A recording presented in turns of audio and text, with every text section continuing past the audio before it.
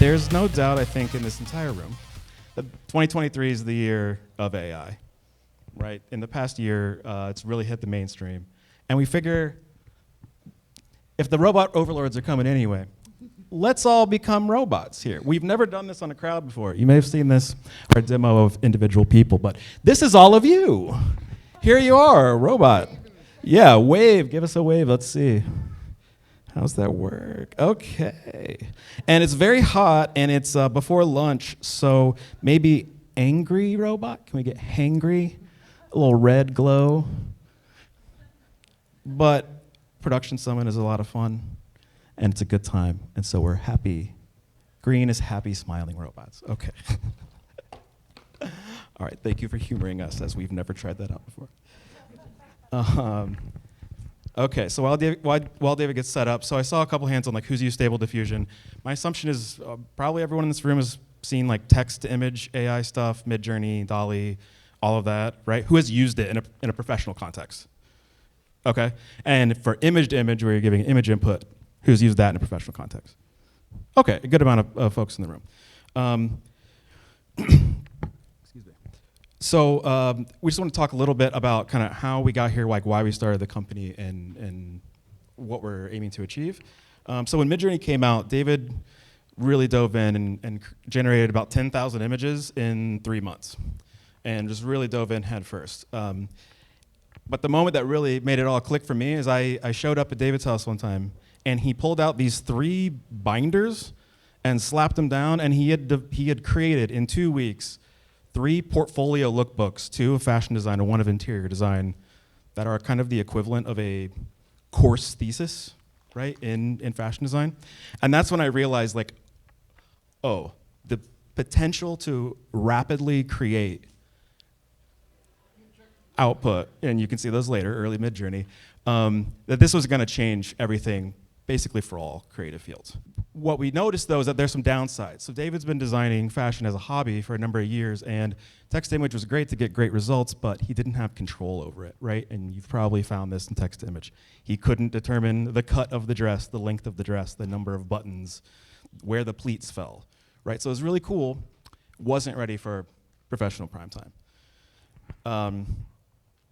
In addition to fashion design, David's been working in VFX for over 25 years on movies like Quantum of Solace, Mission Impossible Ghost Protocol, Sharknado, a bunch of trailers. I worked in production for a couple of years, 2-time Emmy Award winner, and then have worked in software development for the past 15 years. So we've been working in creative agencies and roles and workflows, and we know the constraints, right, that come with that. Pulling the slot machine lever of text to image isn't good enough, right? That's never going to be good enough, and you're trading, right, the effort of manually creating something to the effort of generating 1,000 images and going through and trying to find something close, right? But soon after, when Stable Diffusion became available, and that is what we're using under the hood, that's an open source generative AI engine, and image to image came out, that's when we realized, okay, all the pieces are in place here to have the amount of control that you need to really fine tune it and maybe use it in a serious way. And the last piece, so where Davant was born was we were using the local install Stable Diffusion, right, the web UI, which is great, but it's that go button. You have to dial in all your settings and then press go. And that first image probably isn't good enough. So then you tweak things, and then you press go. That's probably not good enough. And there's now this wall in between you and getting the output. So the software that we built runs all of that as fast as the machine can run it. Your computer can run it locally. It will just inference over and over and over and over and over, so you can tweak and fiddle in real time, which is what we're going to show, to remove that barrier between you and the output that you want. So this is our software on the right. It has no name. We're just Davant Systems, and this is our software right now. And first, before we're going to show some case studies and whatnot, but first we want to just talk a little bit about some of the like fundamentals of image to image to arm you with just the vocabulary, and kind of like we get this question of like, how does this work? What is this doing? We're not pretending to be experts of the black box nitty gritty, but we want to show you the practical things that you need to know if you're going to work on a project that uses this, which you're probably going to, right? Okay, so we have, so we're feeding in an image as photograph of a kitchen, and also our text prompt is just spaceship interior. You may have seen the super long trending on ArtStation masterpiece, yada, yada, yada. We're giving it a spaceship interior. Yeah. And if we switch over to the controls, first we want to talk about the denoise value, which we call the imagination strength. It's at 0. The AI is doing 0 imagination, right? Yeah, as David moves up this denoise value, that's the amount the AI is going to imagine. And at first, it's going to look a lot like the same kitchen. And as he keeps moving up, you're going to start to see futuristic elements appear. Right? And there seems to be a threshold in a lot of these where it's going to tip over and be very much a spaceship, which is different every time, right? So you can see we still have 3 chairs and a window and a countertop. It's the same set. And the 2 lights at the top. Yeah. And if we go even further, this is about 75% of the way. It will get to very much spaceship. And if we crank it all the way up to 1, we're letting it go wild, which we may or may not like. That might be, right? Yeah. Yeah, right, it's very cool. I like it isolated, but maybe our project doesn't need that much imagination strength, right? But that's one of the variables that we can adjust. And that's what we're kind of trying to show you is the key variables that you're going to adjust to do this dance with trying to get what you're trying to achieve out of it. Let's move that denoise down just a tad, yeah. The second important piece here is called CFG in AI parlance. We call that the prompt strength. So that's how much the AI is going to listen to the text that you gave it. Amount of 0, it has no guidance. It's still going to be your kitchen, but no spaceship, whatever it wants. So as we move that up, yeah, go ahead and bump that up a bit. So we're telling it, we're asking it politely at 1.5. And then if we move up to 5. Would you kindly make a spaceship for us? Yes, please. And if we crank it up, we're basically getting more stern with it. No, you will make us a spaceship. And go all the way, Yeah, if we go all the way, then it starts to get crunchy. Now you're yelling at it, and it's not happy. So to the right is not better, necessarily, right? It's not better quality. What are the prompts you're using? It's spaceship interior. This is it. That's it. We're not, because we're using the image to image as opposed to a text to image, we are able to leverage the power of the actual image itself. And we're intentionally showing very small amount of text. Obviously, you can build upon that as you like, but. So if I go back. Okay, we're gonna pop over here. So just a couple more of these key things, and then we're gonna get to some examples. One question that we get a lot is how does this work? At some point, hey, it's magic, right? But the fundamentals we think are important to understand, sort of, layman level of how does this image appear? So the AI basically starts with an image of a noise map. So every pixel in that image is just a random value that it decides. And the steps, that you can see here, the step count, is the number of times it's going to imagine on that image. So one step is from noise to you don't get anything, right? But it's making a guess. Every step, it's taking what it had and it's making a guess of how do I change each pixel to get closer to what you want. So the more steps we get, the more cycles it's going to go through. So low step value, you're going to get low quality, but you get into mediums, 14, 20, 30. The default is 50, stable diffusion. You're going to get a finished image. And going above that, you're either going to get diminishing returns or it's going to start to get a little bit weird. So again, more steps, more inferences. There's a sweet spot in which you can use this. So a lot of times it's not like a traditional rendering where you're actually just oh, I just need to do more samples. It's not that. So our last piece here, and then we're going to move on to some things, is the seed. So you can see this number, this very large number down here, the random seed. The seed is a number that represents the noise map that it starts with. So different number, different noise map. So you're starting from a different place. Therefore, you're going to get different variations inevitably, right? So that's what that's about. That's the important stuff. Okay. We're going to move on to case examples. Does anyone have any questions about the fundamentals before we move on? Anything? No? Yes, one in the back. All of this is trained on stable diffusion, so you're using the base images that stable diffusion uses to generate the model. What we're showing now is not the base stable diffusion model. So we are using not the base model. We're using one that we got from the community. Before we jump into, I think, our first example that you want to show. Did you want to do the SketchUp? Yes, that's Okay. where we'll start. So while David gets that going, I want to point out that we've talked to a lot of people at a lot of events with our thing, and people ask us about, like, oh, I'm a showrunner for this show, or I'm going to shoot this commercial or whatnot. Can I do X? And the ask often is they want a really specific result. And what we keep telling folks is, this ain't that, right? It requires a paradigm shift in how you think about the creative process, and now it's more of an exploration of the AI and what it's giving you, and not telling it exactly, right? It's not a person that can make exactly what you're trying to have them make. And that's an important thing to keep in mind, because you're gonna fight it if you are trying to get, I want this exact person. Or one is we get asked a lot, I wanna put this dress on this person. This is not the tool. There are other tools that might help you do that, but it's not gonna be that specific. So that's an important thing. So this one is near and dear to me as far as like what it can do. About a year ago, I found out that I have aphantasia. I don't know how many people have even heard of that, but it's the inability to see something with the mind's eye.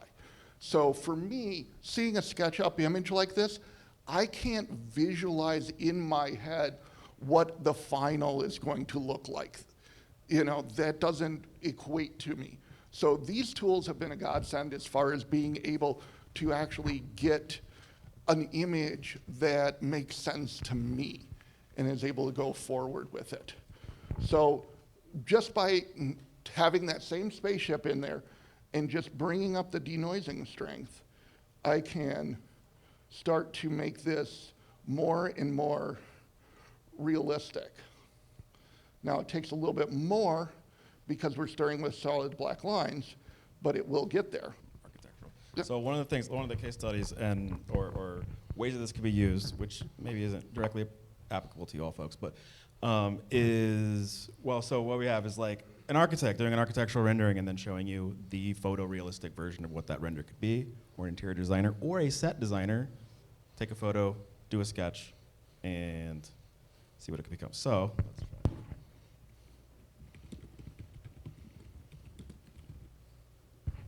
Craftsman style house. And as you can see, it's holding to the original layout. So if you have the set built, you can now see what it's still going to look like in that space. It's not going to be moving around walls. It's not going to be like, oh, we need to magically put a door there where there wasn't one. It holds pretty true to the original image you have. And this is also about how much denoising strength you add to it. So you can say if you're going to do a movie where you have a progression of time from, you know, something that was in the Wild West to something modern to something futuristic, but have the same interior design, you could actually showcase that with this. Okay, so far we're feeding it just a single image. That's static, right? Okay, that's cool, that's nice, that's interesting. What becomes really interesting is when we give it a camera feed, because now we're giving it a live video feed, which, one, we can interact with in real time and play around with it, but two, a video feed has some compression, some artifacting. The pixels it starts with will vary a little bit. So you start to get this like fluctuation just from the fact that you're feeding it video. And the way that our software works right now is we're actually just taking a screen capture of the left. So we just have OBS open. We got our it's our Canon 90D here, and we're just bringing a screenshot. So this is agnostic to the camera that you want to use, the software that you want to bring into it. Right? We had all of you over there. Now we're going to have a watercolor. Like, you can feed in whatever you like. And now we're doing screen in there. And give it a sec. There we go. And I can just move that over a little bit there. So David's adjusting the part of the screen that is capturing. And just like before, you saw that was just denoising this, and it doesn't look like much. But as soon as I start adding to it, then it will take my watercolor, clean it up, and I determine how far that's going to go. And this is a good point where it's like, you see that part, where it's like I can just move it a little bit, and it will drastically change how that image works. So with this prompt, this is, again, we're using very simple prompts. This is woman watercolor painting. It's not something very, again, a lot of the heavy lifting is done by the input image. You want to change this like a comic book? Yeah, so if I just change that instead of watercolor, I just do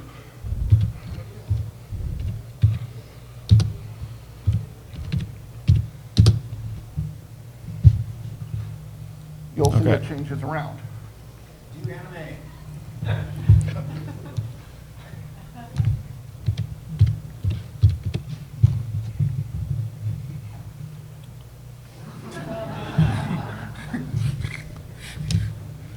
So This is actually the most fun is just to sit here and play with it again and again and again. and you can go in, and this is where you actually like, oh, we have to stop, we have to finish the code because we have a thing tomorrow because we're just trying out new things, seeing what can be explored through it. So it has a lot of, and again, we're just using my original input image. Are you able to record that live feed as you're changing, actually record it into like a video file? So what we can do, thanks for the reminder, because we didn't click this record button.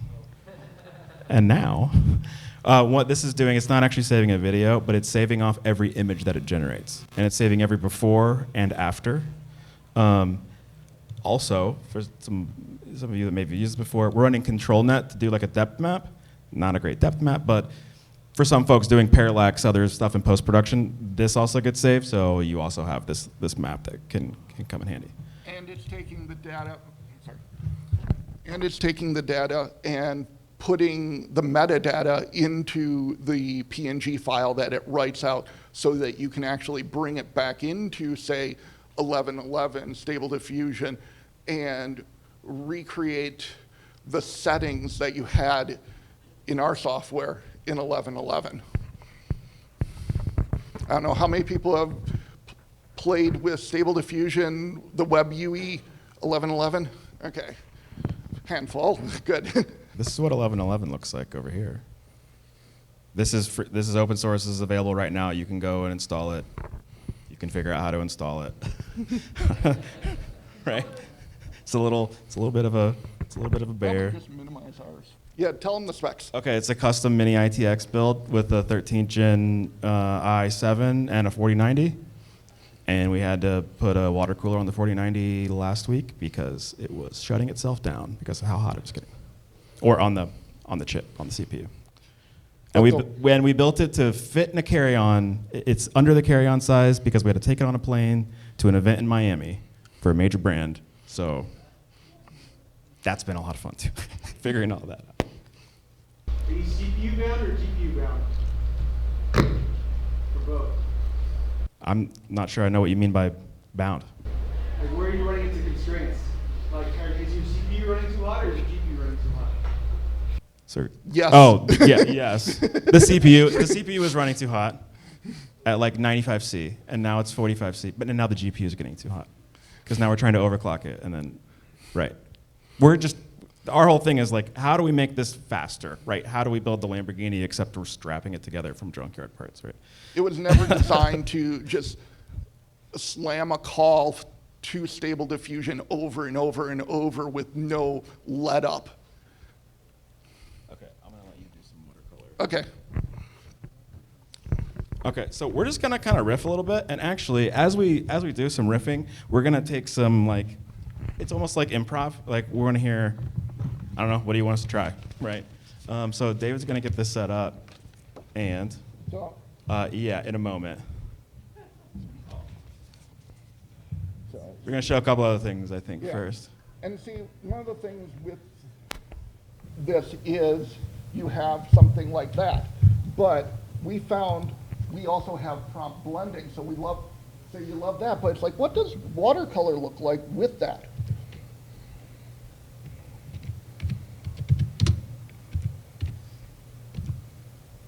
So, like, how would you just describe to a designer that you want a brass sculpture mixed with watercolor? Like, what does that mean, right? That's a weird concept to try and convey and create in a traditional way. And see, this is like too much watercolor. So we can actually fade that down and bring back more of the brass sculpture into it and bring that up so we can try playing with this balance between the two and get this like patina's look that we never thought we would get because Yeah. it just happens. And then we go, okay, that's great. What does it look like on the other one? You know? And we found this to be a really interesting approach to generating stuff, is to mix disparate things rather than try and describe it directly, like to come right at it, right? Because like, I don't know how to describe that. It's a sculpture that's kind of painterly. It's got these like highlights, reflections in it. Trying to say that may not work so well, but going like, oh, let's mix in some watercolor. Let's mix in some ice sculpture. That's one that we do where you would never know that ice sculpture's in there, but it gets this 3D shine look on it.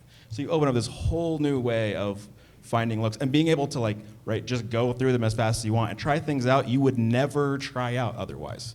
Like you would never spend 30 minutes trying out some weird combo, but if you can do it in 30 seconds and see if it's kind of cool, well, what does that do for your workflow that you can do that?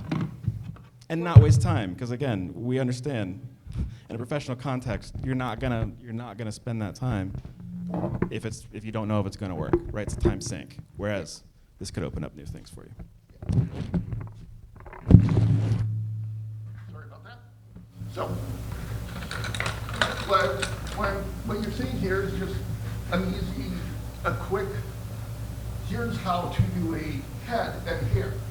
And what I'm feeding in is the mixture of the prompts. But if I go into prompts and I just do the watercolor painting part of it only,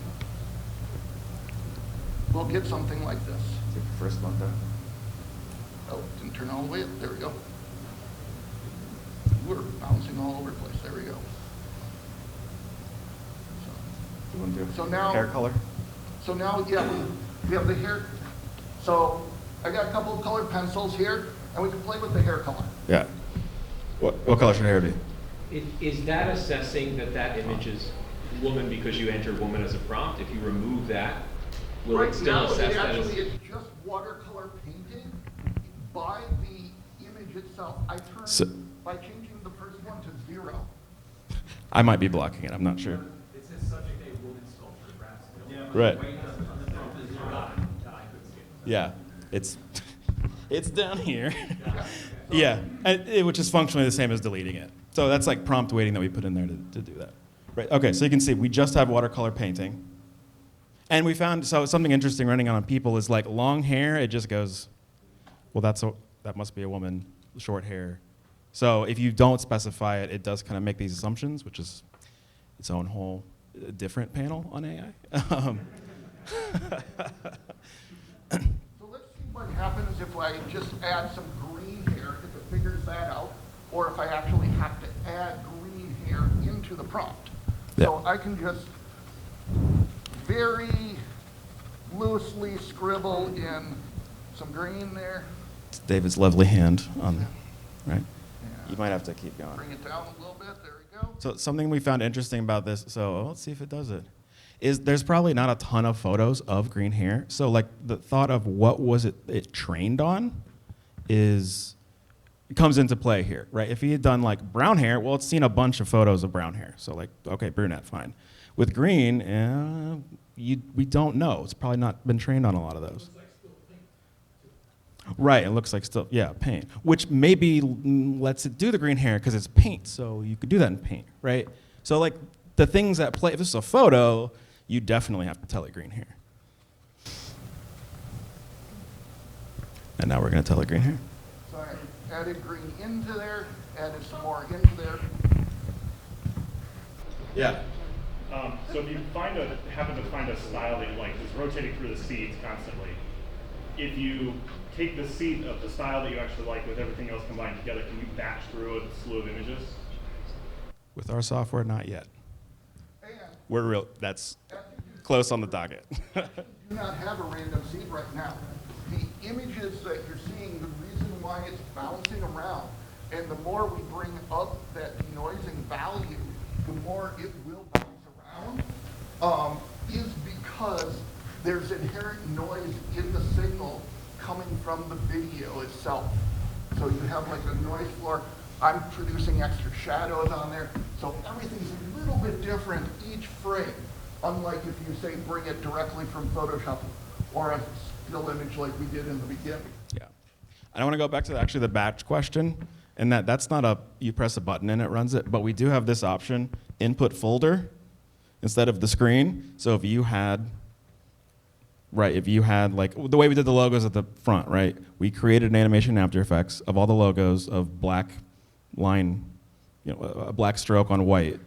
And then we clicked input folder and it ran through each image in sequence and we watched it and waited until they were all saved out and then we dumped them into After Effects to put them together. So that's batch to some degree. So when I brought down the denoising value here, when I brought down the denoising value, then this allows me to add things in like the lips and stuff like that. So I want to bring it down so it just don't see that straight up and down line anymore. But now it's listening to the image much more than the prompt. So if I add some blue in here, hopefully I'll get some blue eyeshadow, which I do. And so you can add different things into it. It's like it still has, so add more in there, and then maybe give her some green eyes in there. And I want to take this moment to point out that this is clearly a masterwork sketch. This is going in the Louvre next week, right? So you can give it a low quality or a quick input, right, and to get something to output. We might talk about this later, but Andy in his shoot accidentally pulled, I think, is it a cardboard box? Oh, it was Or a chair? That was an accident? No accident. Like, we just, a cardboard box and say, I want, again, a spaceship, and it makes that into some crazy, like, console. We did, earlier we were doing it with our buddy over here. He goes, oh, well, I want to do this building design like this, and he held up business cards and a water bottle, and we just played with it until we got that. So, like, the investment, it almost becomes like this, like, playing, right, where, especially with the live feed, David and I did a little shoot where we bought like these dollar store dinosaurs that we did a little mini photo shoot with. And what we found is like we were no longer glued to the screen.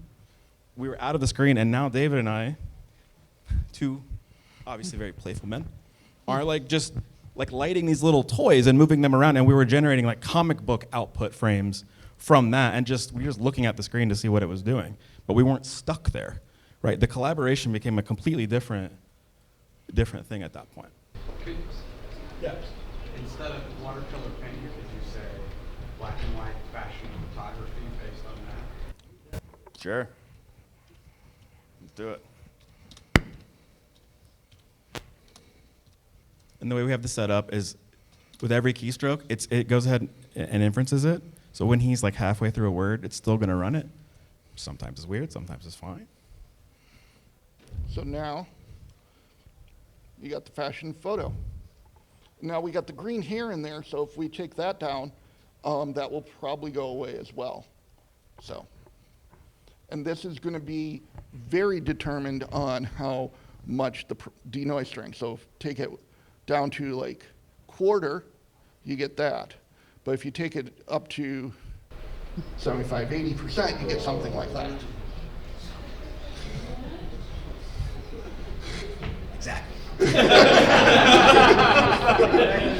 Did I see a hand? Did I see another hand? I see this gentleman here. Yep.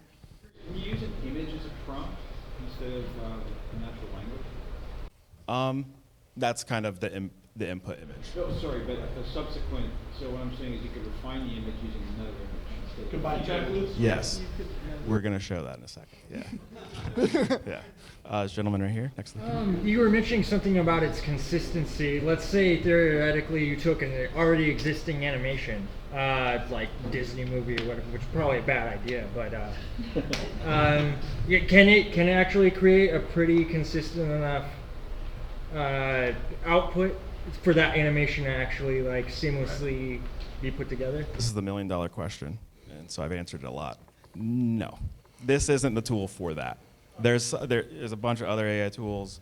We kind of have the, hey, here's other stuff to look at, to do what we call like temporal cohesion, right? So it's the same character, but because every frame to it is unique. It doesn't have any context of like what the frame is, what's in the frame.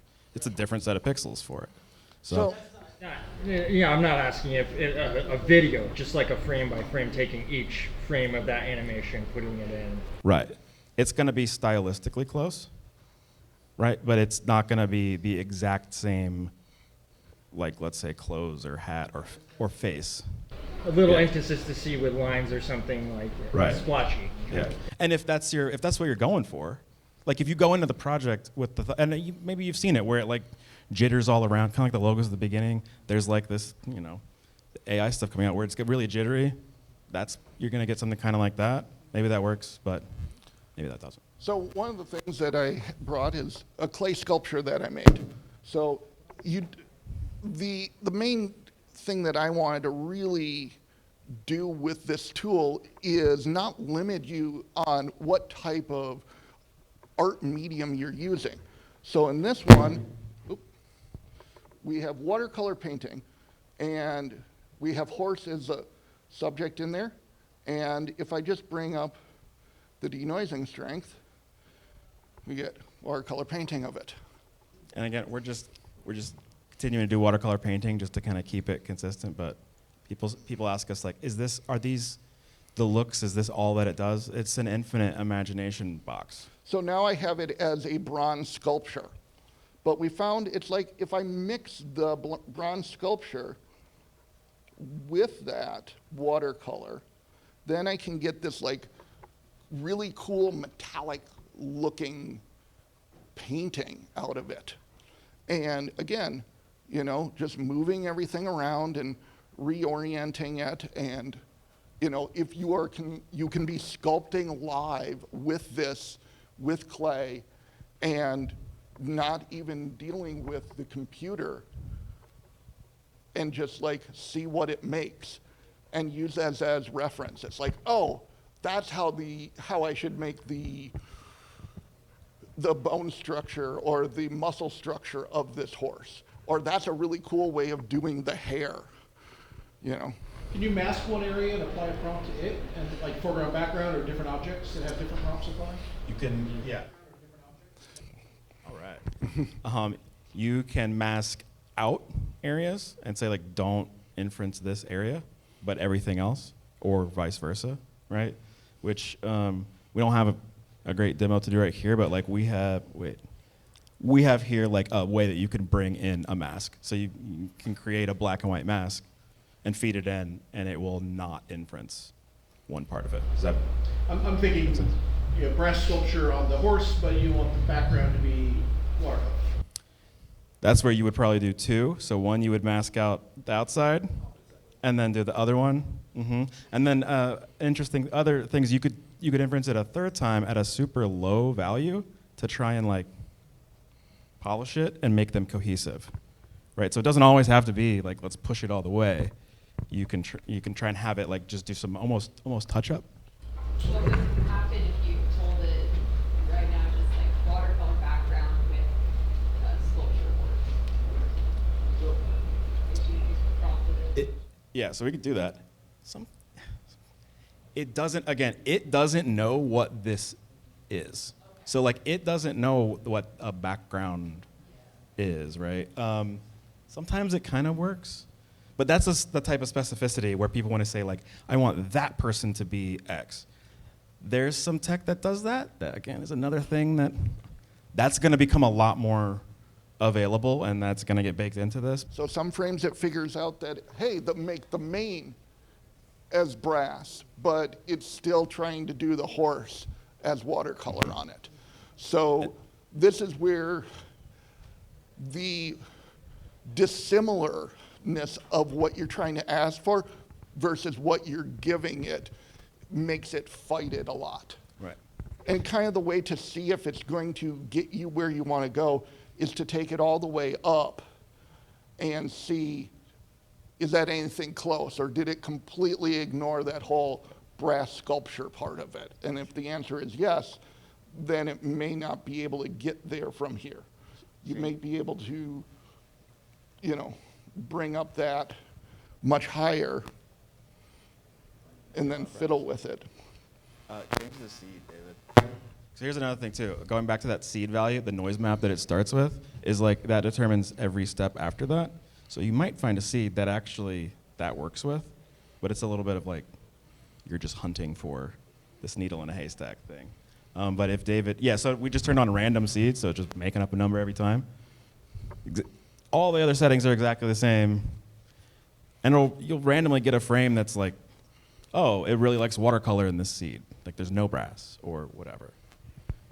So that, again, going back to like element of like exploration to find what maybe it could do, it's part of it. I saw a hand that was back here, yeah. You had pointed out that the depth map was kind of coarse and not that good. Could you also feed it a depth map along with an image so that it could have a better depth map? Yes. Our software today doesn't let you do that super easily. But when we release the beta of this in 2 weeks and you emailed us and said, hey, I really want this, then I would put it in. Yes. But yeah, if you can generate, right, the depth map, so let's go ahead and look at it, because click on the preprocessors. So we have two pieces we're going to show the depth map here. So this is how it like knows the silhouette and the outline and stuff, right? This is control net. And there's two pieces. There's a preprocessor, and then there's the model. The preprocessor is what is making this image, right? Which you could do that yourself if you had the tools. And then the model is the part that like basically applies that to the AI inference. So you need that second part, but the first one you could do. And there's some control net models where it's like it's for a doodle, and so if you're doodling, you don't need the preprocessor because that's for like taking a photo and making it into a doodle, right? Does that answer your question? I think so. So you could feed it another depth map so it came up with something that kind of was a higher quality. Like if your Right. source is a 3D model in the beginning, like the SketchUp Right. example, you're already going to have a depth map that's pretty good. Yeah. I was just wondering if that's something where any modifications say like this is what a depth map should look like. In the AI pipeline, yes. So one of the things for like our Magic Mirror camera thing, we'd love to integrate an Azure Connect. Hello, Microsoft folks. Let's talk. Thank you. We'd love to get that integrated and to feed right the depth map from that, because it's going to be a lot more accurate than what it's going to generate, right? And feed that together. So this prompt is one that doesn't match with it. So this is the spaceship interior with that, and it just will have fun with what it thinks it has. Yes? You mentioned earlier you were using a checkpoint that you downloaded that wasn't the standard Stable Diffusion 1.5 or whatever. Great. Can you arbitrarily use any Stable Diffusion checkpoint? And can you add fine tunings? Yes and yes. basically the checkpoints that you can run in the web GUI, the 1111, the embeddings. We found LoRa's actually slow it down quite a bit, but they believe they still will work. So if you want to train your own control net, if you want to train your own embeddings, have fun. Yeah. Yeah. And we want to, like, this tool, especially this first version when release, is like whatever you want to do with it, right? If it works, like, we're trying to stick to that stable diffusion pipeline. So have at it. There's full support for all the standard stable diffusion checkpoints, fine tuning, all that stuff. Yeah. It just works. Yep. Cool. Yep.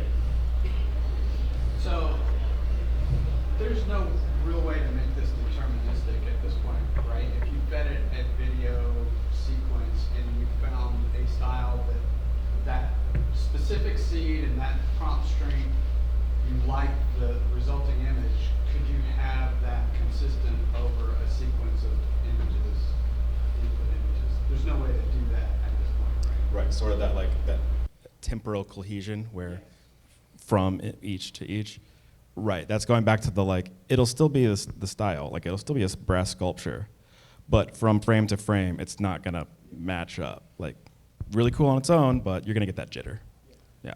And people have created techniques with deflicker filters and EB synth and things like that that do mitigate that, but it doesn't get rid of it to a point of, like, say, a production level as of yet. Yeah. We may need to have a completely different way that we generate AI images in order for that to occur. Yeah. Also, people have worked on tiling the frames to get a better temporal cohesion as well.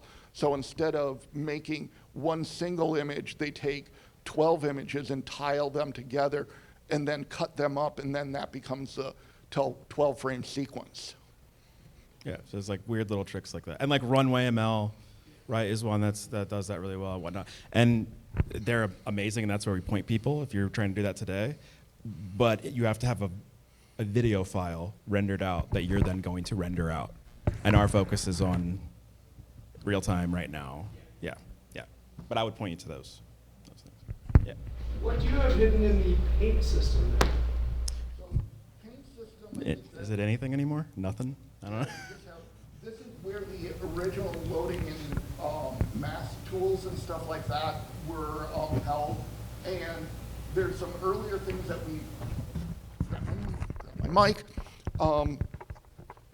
earlier things that we were working on where we were doing color overlays so that the input image was, say, blue and the output was red. So if you wanted to actually try to get your sculpture or your painting or your drawing to be more representative of what the AI is doing, the idea is you just move the blue line until it turns purple, and therefore lining them up. Yeah.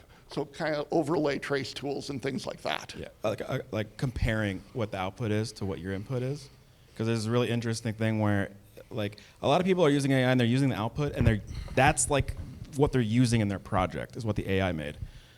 But what we found interesting is you can use it as a reference for the artwork that you are making. I like to doodle. I'm not very good. I always mess up perspective of legs. It shows me how those legs actually should be, and then I can correct my doodle. So like you can use AI to then never, to finish a piece that only you touched. Right, I've been showing you physical mediums, and that's very cool and exciting, we think, but you're probably not gonna maybe do that tomorrow. So we're gonna move into like what this workflow looks like if you're in Photoshop. So we're going back to our SketchUp. So I have an old-time Western interior photo, and I can up the denoising strength and get it more and more realistic.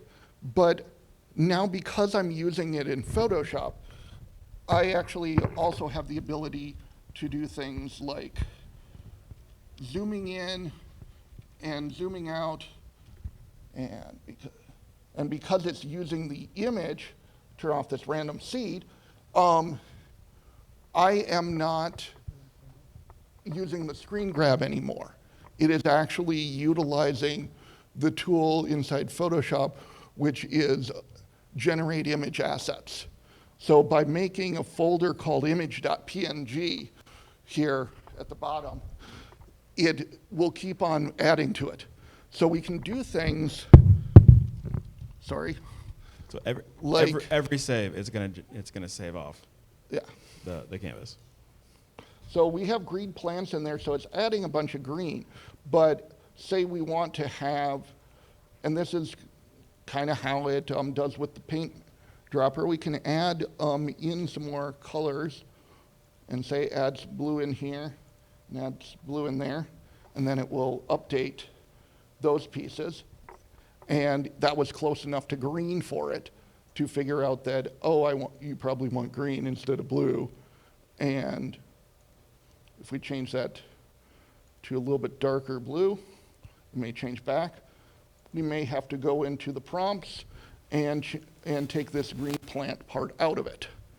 So the idea behind, say, something like the plant and take down the denoising until we get back the colors.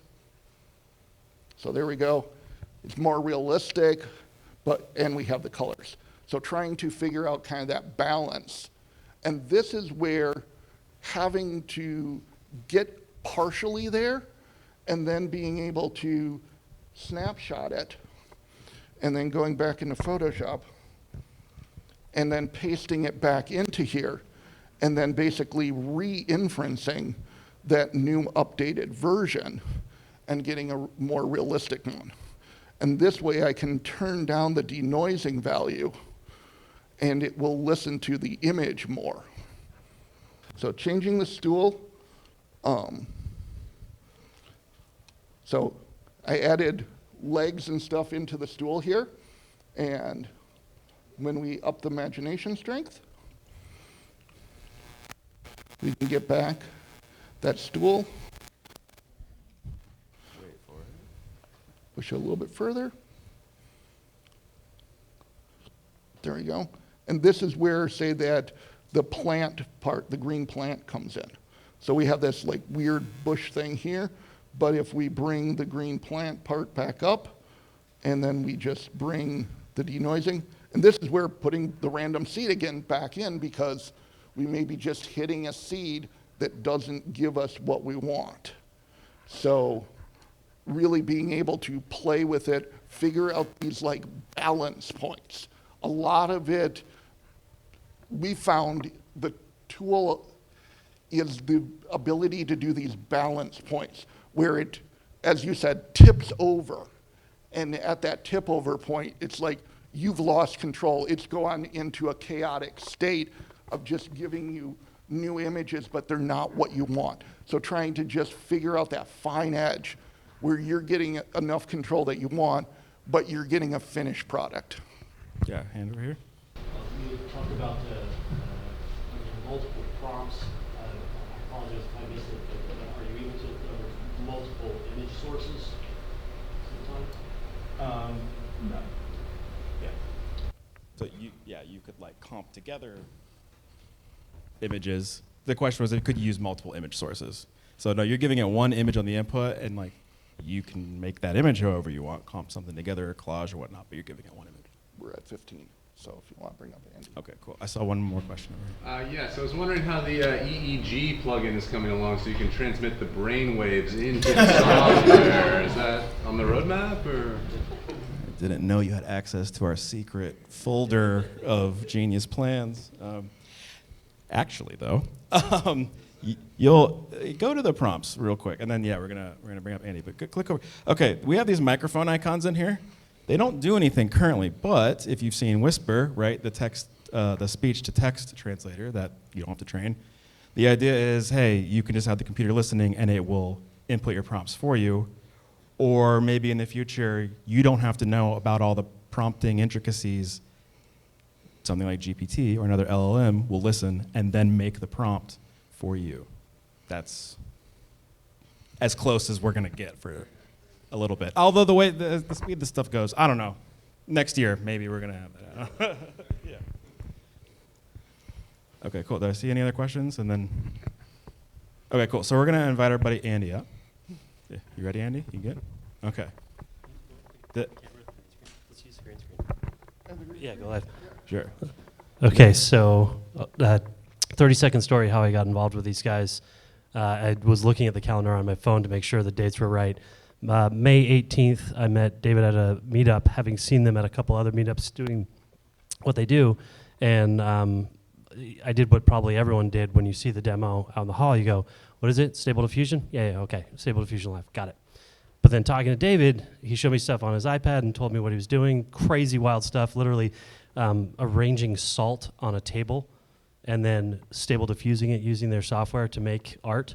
And then the horse sculpture, he actually made that iteratively. So he's adjusting the model based on it updating. So it taught him how to model. Basically, he's not a modeler, physical sculptor.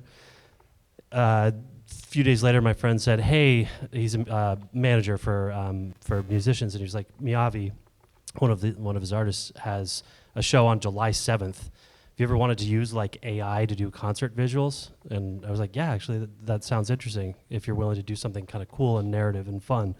And he's like, "Cool, it's July 7th." So that was May 22nd.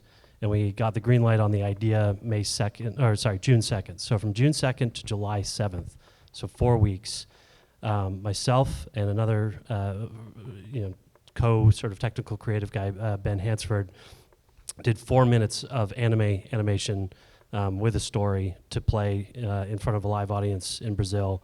And I basically reached out to these guys as like maybe there's some way to speed up what we need to do. We need to generate a lot of anime, a lot of elements. And then in talking about what was possible, we're like, oh, shoot, we can shoot the anime. Everyone's probably seen the Corridor Crew stuff that they did. So Ben and I were like, maybe we do mocap, maybe we do what Corridor Crew did, maybe that's just what we do. But working with this, what we did was we did a bunch of tests and then 2 shoots. Does anybody want to stand on the green screen? And we can just show you what we did live. Does anybody want to? Yeah, get in there. Get in there. So we actually filmed with probably about 15 extras, including all of ourselves. And then Miyavi himself was in town. He's a Japanese artist. Let's spin this around and aim this guy at him. There we go. So what we did was we did 2 green screen shoots. And we throw just in the prompts, just start prompt in anime. So start with anime. Whoa, no, is that wild? Are we getting? Andy's throwing us a curveball. Curveball. Here we go. So what happened was it's really important to say Ben and I are very good at visual effects and motion graphics. Neither of us is very good at drawing. We are really good with a camera and actors and CG. But we're not 2D guys. So here we are doing a 2D anime. So what developed was this 4-way dance where we had an actor standing, and actually most of the actors were friends and family that are not actually actors. And a comment that my wife made, she was one of them, and my son was one of them, was when you're watching the feedback, and can you see, you can't see a screen right now, can you? Here, kind of take a look at this corner here if you can. You'll see it pop up in a second. So you're on the stage and everyone starts doing this. It doesn't matter, like everyone starts doing this. You're not acting for camera, you're puppeting a 2D image with your body. And so people start, we were changing out wardrobe. One of my friends, Mikey, put on a scarf over his head and grabbed a mop handle, and he was suddenly the most believable anime old woman. And he was, doing this. And so what we did was we actually filmed all of the characters this way on green screen. And it became this dance where Ben, you would have an actor and would be like, okay, look this way, do this. Ben would be directing the actors, saying like, now look up. And you see there's a delay, right? Like this is it's like a photo booth. You're not performing an action, you're striking poses. So it's more like a photo shoot than a video shoot. And everyone just started kind of doing this is exactly how it went. And you, as a performer, get this feedback loop, right? You see yourself and you go, oh, I need to look up more. As a director, you see, you're directing the actor to hit the right pose, the right angle. I was hand-holding the camera for most of the shoot. So I was doing, getting the camera angles correct. And then we had David and Jason Shugard, who I don't know if he's here yet, one night stepped in, prompting. And it became like a jazz quartet, where the actor would point up, and then the director, would be like, point down a little bit, and then the camera would hit the right angle, and then it would be add smile, add pointing up. Oh God, there were times where it would go really crazy. Like it would transform somebody. Like they said, long hair equals woman. Okay. Japanese man, Japanese woman. So we had to really heavily prompt Miyavi to not be a girl because it was anime, and anime's trained on a lot of girl anime images. So we basically just performed for hours, like very improvisationally, of just like, okay, try this, try this, try this. And then what Grant was mentioning, we were doing a spaceship interior. Miyavi flies his cool spaceship. And the spaceship was literally a chair. And then behind it, we put a lens calibration chart, which was just black and white, just symbols, basically. We told it spaceship interior, blinking lights, etc. And then at one point, somebody moved a chair just to get it out of the way, and it partially blocked frame. And it became the console. It did exactly what we needed to be. It basically went slightly in front of Miyavi, and it looked like the controls that he was holding. And so it took something that we were kind of terrified of doing, which was 4 minutes of anime in Auto 11, text to image, Mid-Journey, Photoshop, back into our strength, our strong point, which is this: filming people, holding cameras.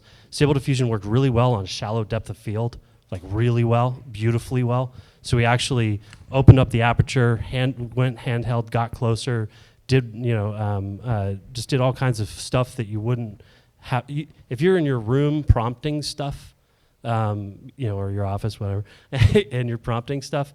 You'll never get these results, and that was the thing that just really triggered us with the Davant system. Was like, oh, so they didn't invent Stable Diffusion. They didn't invent ControlNet, LoRa's, VAs, any of that stuff. They didn't invent any of the technology.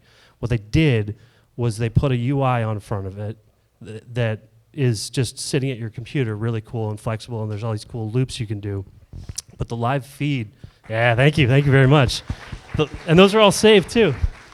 And so the live feed for us was the innovation, right? Because you can use physical medium. You can use actors or props, or at one point we needed Miyavi to have like a computer, a wrist computer on his arm. And my wife spent about a week freaking out about like we didn't have a wrist computer. I kept saying like, it's literally going to be a piece of cardboard. Don't worry about it. And she was like, but we, she was trying to like fashion something and design it, and it just kept saying, don't worry about it, don't worry about it. And we showed up, and there was like a shin guard, and just had Miyavi put it on his arm and just prompted, wrist computer, and done, perfect. So it takes it out of that sort of like prompt engineer, AI is doing all the work, into just a tool, and a tool that lets you kind of use everything David's been showing, like watercolors, pencils, pens, Photoshop, like it's not a slot machine. You're not just typing in prompts and rolling random seeds and then, photoshopping the results and cobbling stuff together. You are making the stuff. And, that's the power of all this. So Connor was in it. My son is 6, and Ben's daughter is 8. And the two of them are all over it. But because we were prompting on the fly and going crazy, we actually have one 6-year-old boy playing about 8 different young boys, and then 6-year-old boy, and the 8-year-old girl playing about 4 or 5 characters. And it was because we could basically, people would go up, and we would spend the first 5 minutes with each actor basically just kind of going like, change this prompt, change this prompt, change this prompt. And we were like wrapping white tape on people, basically just patterns and colors, and like, putting, giving somebody a bag to hold. And then at some point it would kind of stabilize and it would be like, that's that character. And every generation was, 10, 15% instead of like wild. We had a guy playing an old woman. We had 2 guys that went up and they were wearing fitted tees, and immediately it was just trying to make them beautiful and strong, and we wanted post-apocalyptic villagers. And so we were just throwing jackets and hats and scarves and prompting stuff, and negative and positive too, because sometimes, like Miyavi goes up and immediately it's like, oh, anime, you told me anime, so here's a beautiful woman. So we're just furiously adding negative prompts, like woman, female, girl, just to pull that out. But because it's all real time, you're just playing with sliders and seeing the results and just kind of dialing it and being an artist and actually making decisions and getting what you want versus just, slot machine and just kind of being like, well, here's 10,000 images, which one are we going with? Yeah. The thing that you said, Andy, afterwards was that it felt like kind of filmmaking again in a way that it hadn't in a long time. I thought that was a great thing. Absolutely. Thank you for sharing. Yeah. Andy. I think that we're about out of time. Do we still have 2 minutes for questions, or are we? It's just lunchtime. If you're starving, I will not hold it against you. But isolate the foreground of the character to try to reduce the isolation from the background completely, or get a solid green screen. Yes. Yeah. So here's the best part. So we were really nervous before the shoot. We were testing, and MC, who's I just want to make sure that people acknowledge this fantastic presentation as they're making their way out. So thank you. Oh, okay. Yeah. Andy, thank you. The last thing is, okay, we're going to release this as a beta software that you can download in 2 to 3 weeks, hopefully. And that's the goal. And it's going to run only locally at first, but you can go to davantsystems.com. Only thing on there is a sign-up form to be first in line to hear about that when it gets released. So if you want to do that, check it out. If you want to come talk to us more back here, we're going to be here today and tomorrow. And thanks a lot. Thank you. David, Grant, Andy, thank you so much. And everybody, back in this room in an hour, a panel on democratizing virtual production. So head right outside for lunch. There's an outdoor area. Enjoy yourselves, and we'll see you in an hour. Thanks again, you guys. That was amazing.